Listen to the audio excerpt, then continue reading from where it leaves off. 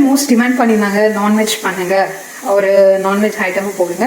So என்னோடய favourite டிஷ்ஷான இன்னைக்கு pepper chicken நான் உங்கள் கூட ஷேர் பண்ணுறேன். ஸோ இதுக்கு தேவையான பொருட்கள் என்னென்னு பார்க்கலாம் வாங்க. ஸோ இன்றைக்கி நான் 1/2 kg அளவுக்கு சிக்கன் எடுத்திருக்கேன். மிளகுத்தூள், மஞ்சள் பொடி, இது வீட்டு மிளகாய் தூள், இஞ்சி பூண்டு தேவையான அளவுக்கு, 1.5 தக்காளி நல்லா நறுக்கி வச்சுருக்கேன். அப்புறமா ஒரு பெரிய வெங்காயம் நல்லா பொடியாக நறுக்கி வச்சுருக்கேன். குண்டு மிளகா 4லேருந்து 5 எடுத்துக்கோங்க. கொத்தமல்லி, கருவேப்பிலை, தேவையான எண்ணெய். வாங்க இதை எப்படி செய்யலாம் வாங்க வியூவர்ஸ், எப்படி பண்ணலாம் பார்க்கலாம். நான் ஆல்ரெடி ஸ்டவ்வை ஆன் பண்ணியிருக்கேன். கடாய் சூடாக இருக்கேன். இந்த டைமில் நான் எண்ணெய் ஊற்றுறேன். உங்களுக்கு எவ்வளோ வேணுமோ அவ்வளோ எண்ணெய் ஊற்றிக்கோங்க. ஓகே, எண்ணெய் காயறது வரைக்கும் நம்ம இஞ்சி பூண்டை ரெடி பண்ணிக்கலாம் வாங்க.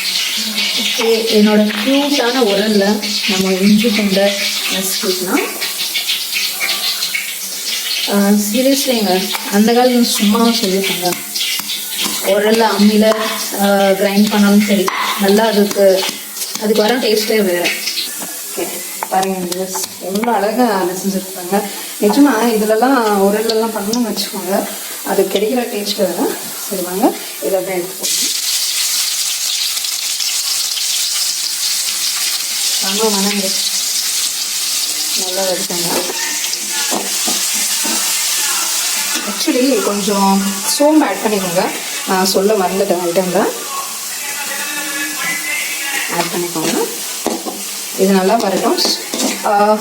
ஸ்டவ்வை நல்லா மீடியம் ஃப்ளேம்லேயே வச்சுக்கோங்க, ஏன்னா இஞ்சி பூண்டெல்லாம் சீக்கிரம் கரையிடும். So keep on slow. இது ஒரு 2 நிமிஷம் அந்த வாசனைலாம், பச்சை வாசனைலாம் போகட்டும். அதுக்கப்புறம் வெங்காயம் ஆட் பண்ணணும்.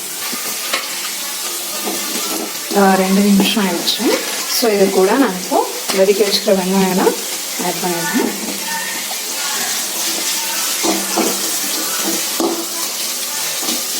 நல்லா இது ஒரு பொன்னிறமான கலர் வரைக்கும் வதக்குங்க.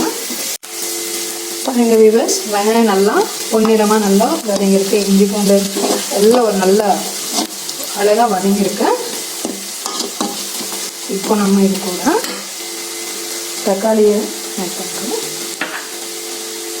தக்காளி, காஞ்ச மிளகாலாம் ஆட் பண்ணுறோம். ஓகேவாங்க, நான் ஏற்கனவே சொன்ன மாதிரி 3 குண்டு மிளகா, கொத்தமல்லி, கருவேப்பிலை. உங்களுக்கு காரத்துக்கு ஏற்ற மாதிரி பண்ணிக்கோங்க. நான் 4 ஆட் பண்ணிக்கலாம், நீங்கள் 3 குண்டு மிளகா தான் ஆட் பண்ணிக்கோங்க. ரொம்ப சுவையாக வரும். ஆக்சுவலி வீட்டில் நீங்கள் இது கண்டிப்பாக ட்ரை பண்ணுங்கள்.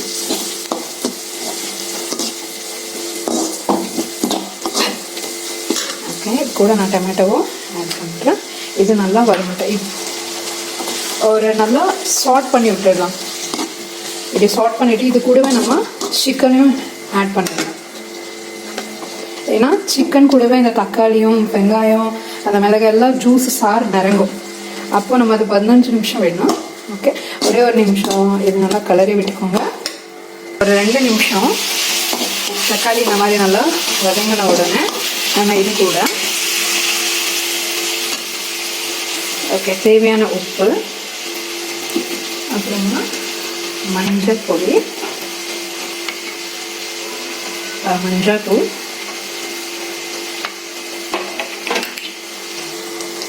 அதுக்கப்புறமா நான் ஆல்ரெடி நல்லா வாஷ் பண்ணி சிக்கனை எடுத்து வச்சுருக்கேன். இது கூட ஆட் பண்ணி சிக்கனை நல்லா இந்த மாதிரி வதக்கி விடுங்க.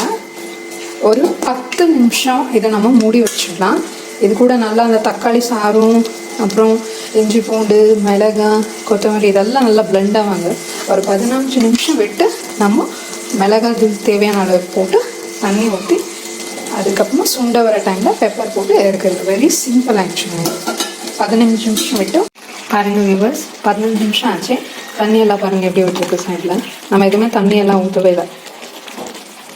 ஓகே, இது கூட நம்ம இப்போது மிளகாய் தூள் ஆட் பண்ணலாம். ஆக்சுவலி இது வந்து வீட்டு மிளகாய் தூள். நீங்கள் வந்துட்டு வேணும் தனியா தூளும் வெறும் மிளகாய் தூள் கொஞ்சம் கரம் மசாலா பவுடரும் ஆட் பண்ணிக்கலாம். ஸோ நம்ம வீட்டு மிளகாய் தூள் தான் யூஸ் பண்ணுறோம். ஸோ நான் 3.5 ஸ்பூன் அளவுக்கு போட்டிருக்கேன். நல்லா வதக்கி விடுங்க. நல்லா இந்த மாதிரி வதக்கி விடுங்க. மிளகாத்தூள் கூட போயிட்டு இந்த சிக்கனெல்லாம் நல்லா இந்த மிளகாத்தூள் கூட பிளெண்ட் ஆகும். இதையும் ஒரு 10 நிமிஷம் நம்ம மூடி வச்சுக்கலாம். சைட்லலாம் இருக்கிறதெல்லாம் தள்ளி விடுங்க. இது ரொம்ப டேஸ்ட் தருங்க. கண்டிப்பாக வீட்டில் ட்ரை பண்ணுங்கள். மூடி வச்சிடலாம். ஒரு 10 நிமிஷம் விட்டு நம்ம பாருங்கள் வியூவர்ஸ், 15 நிமிஷம் ஆச்சு. மிளகாத்தூள் கூட நல்லா அந்த சிக்கன் எல்லாம் நல்லா பிளெண்ட் ஆகி நல்லா வதங்கிருக்கு, நல்லா வெந்திருக்கு பாருங்கள். ஸோ இந்த டைமில் நம்ம லைட்டாக தண்ணி தெளிச்சுக்கிறோம். லைட்டாக ஒரு 2-3 ஸ்பூன் அளவுக்கு தான் பாருங்கள். நான் ஒரே ஒரு 2 ஸ்பூன் அளவுக்கு தான் தண்ணி வச்சுருக்கேன் ஆல்ரெடி. அதில் ஓகே, நல்லா இந்த மாதிரி கலரிக்கோங்க.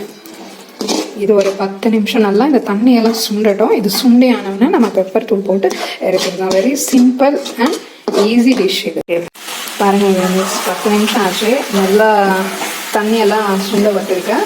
இன்னும் ஒரே ஒரு 5 நிமிஷம் ஆகும். இருக்கிற மீதிங்க சைடில் இருக்க தண்ணியெல்லாம் வதங்கட்டும். இந்த மாதிரி சைடில் ஓரத்தில் இருக்கிற ஜூஸ் எல்லாம் கடையில் நல்லா வங்க விடுங்க.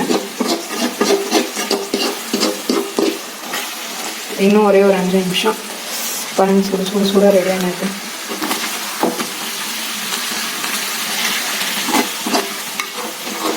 நீங்கள் வீட்டில் இருக்கிற மிளகுகள் எதுனாலும் நீங்கள் அதே போட்டு பண்ணிக்கலாம். அதுதான் போடணும், இதுதான் ஸ்பெசிஃபிக்காக இல்லை. ஸோ நான் வீட்டு மிளகுகள் தான் போட்டுருக்கேன். நீங்கள் வீட்டு மிளகுகள் போட்டு ட்ரை பண்ணலாம். இல்லை என்னென்னா அந்த குண்டு மிளகா தான் மெயின் இல்லை. ஸோ அது ஒரு 4-5 போட்டுவாங்க, ரொம்ப டேஸ்ட்டாக இருக்கும் ஆக்சுவலி. பாருங்க, கம்ப்ளீட்டாக சுண்டிடுச்சு தண்ணியெல்லாம். இந்த டைமில் நம்ம பெப்பர் தூளை போட்டுடுறோம். போட்டுட்டு நல்லா கலர் இந்த மாதிரி நல்லா கலரி விடுங்க. பெப்பர் தூள் போட்டவுடனே கலரே மாறிடுச்சு. சூப்பர், ரொம்ப மணமாக இருக்குது, கமகமன்னு இருக்குது, நல்ல ஒரு வாசனை. இது வீட்டு ரசம் சாதம், இந்த மாதிரி சப்பாத்தி ஐட்டமுக்கு, பூரி, எதுக்கு வேணாலும் இதை தொட்டு நீங்கள் சாப்பிட்லாம். இது நல்ல ஒரு டேஸ்ட் ஆக்சுவலி. இன்னும் ஒரு 2 மினிட்ஸில் நம்ம இது இறக்கிடுறோம். சர்வ் பண்ணி உங்களுக்கு எப்படி இருக்கா பாருங்கள். சுவையான பெப்பர் வறுவல் ரெடி ஆகிடுச்சு. பாருங்கள் எவ்வளோ அழகாக இருக்குது. அந்த மிளகாய் எல்லாம் நல்லா ரொம்ப டேஸ்ட்டாக இருக்கும். ஸோ நீங்கள் வீட்டில் இது கண்டிப்பாக ட்ரை பண்ணுங்கள், ஷேர் பண்ணுங்கள், லைக் பண்ணுங்கள். மறக்காமல் சேனலுக்கு சப்ஸ்கிரைப் பண்ணுங்கள்.